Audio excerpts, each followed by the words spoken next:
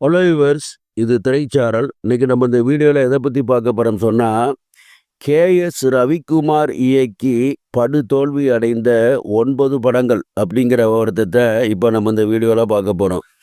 தோல்வி என்பது வேறு, படுதோல்வி என்பது வேறு.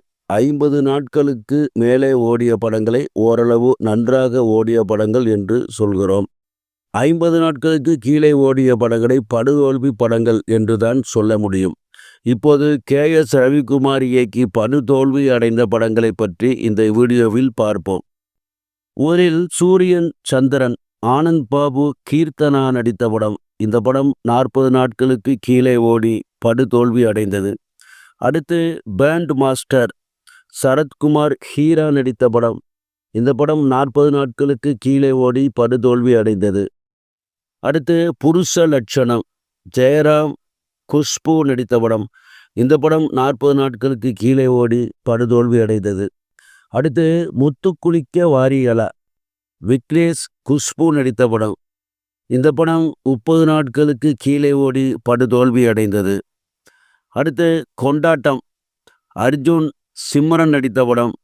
இந்த படம் 40 நாட்களுக்கு கீழே ஓடி படுதோல்வி அடைந்தது.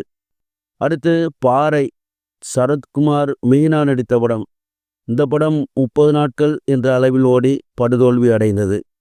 அடுத்து ஜக்குபாய், சரத்குமார் நடித்த படம்.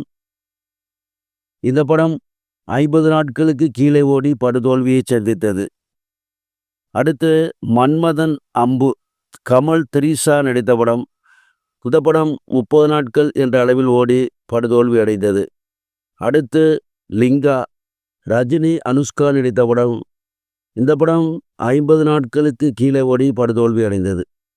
ஆக இந்த 9 படங்களும் கேஎஸ் ரவிக்குமார் இயக்கி படுதோல்வி அடைந்த படங்களாகும். சரி வியூவர்ஸ், இந்த கடன் இத்துடன் முடிகிறது. அடுத்து ஒரு நல்ல கண்ணில் சந்திக்கிறேன். நன்றி.